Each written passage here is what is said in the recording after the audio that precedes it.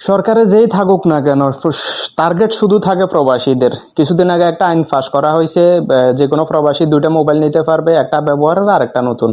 আর যার কাছে BMED card আছে সে শুধু তিনটা মোবাইল নিতে পারবে, দুইটা নতুন একটা ব্যবহারের।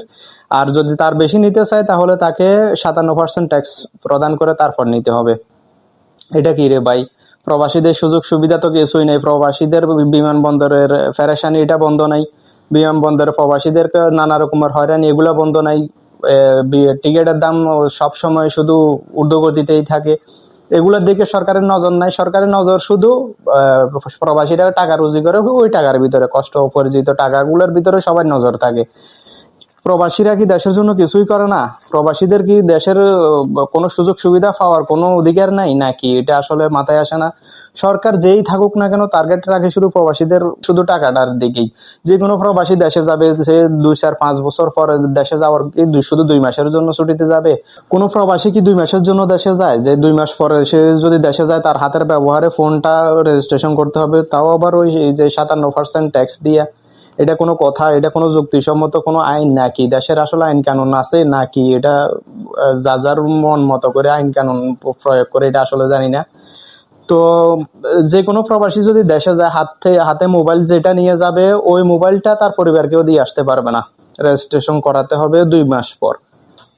এই নিয়ম কানুন আসলে শুধু প্রবাসীদের জন্য নাকি? প্রবাসীদের জন্য সুযোগ সুবিধা দিবে সরকার, কত কিছু দিবে, কত রকমের আশ্বাস। প্রবাসীরা দেশের জন্য কত কিছু করে, প্রবাসীরা দেশের উন্নয়নের জন্য সবকিছু করে।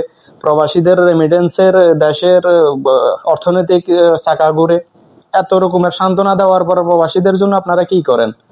দিন শেষে ব্যাট বসান, দিন শেষে প্রবাসীদের লাগেজ চুরি করা হয়, লাগেজের মালামাল চুরি করা হয়, নানা রকমের পেরেশানি। এগুলো শুধু প্রবাসীদের উপরেই? এটা আসলে আপনাদের কোনো দায়িত্ব জ্ঞানের ভিতরে পড়ে কিনা জানি না। তো প্রবাসীরা 2 মাস থাকুক, 4 মাস থাকুক, 5 মাস থাকুক, প্রবাসীদের ব্যাপারটা আপনাদের আসলে একটু বিবেচনা করা দরকার। কারণ কোনো প্রবাসী 2 মাসের জন্য দেশে যায় না। আপনাদের এটা জানা থাকা দরকার, প্রবাসীর পরিচয় বিএমইডি কার্ড না, তার পাসপোর্ট। এটা এয়ারপোর্টে আসা যাওয়ার সময় এটা একটা প্রমাণ হিসাবে আপনারা নিতে পারেন না যে বিএমইডি কার্ড দেখালে আপনারা 3টা দিবেন, না হলে 2টা দিবেন। এটা কোনো যুক্তিসম্মত কথা আসলে মাথায় আসে না। তো সবাই ভালো থাকেন, সুস্থ থাকেন। প্রবাসীরা রেমিটেন্স শাটডাউনের জন্য প্রস্তুতি নেন।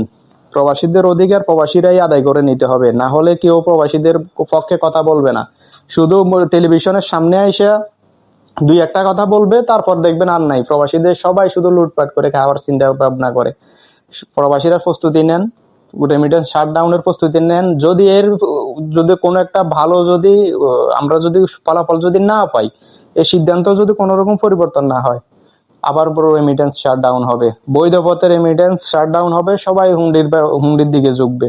কারণ সবাই, আপনারা যদি দেশ থেকে যদি প্রবাসীদের যদি ভালো চিন্তা ভাবনা যদি না করেন, প্রবাসীরা আপনার দেশের চিন্তা ভাবনা করে লাভ কি? দেশের ভালো হবে না খারাপ হবে, দেশের কি হবে, এটা যদি দেশ যদি প্রবাসীদের জন্য চিন্তা না করে, প্রবাসীরা এটার চিন্তা করে লাভ কি? তো সবাই ভালো থাকেন, সুস্থ থাকেন। আল্লাহ হাফেজ।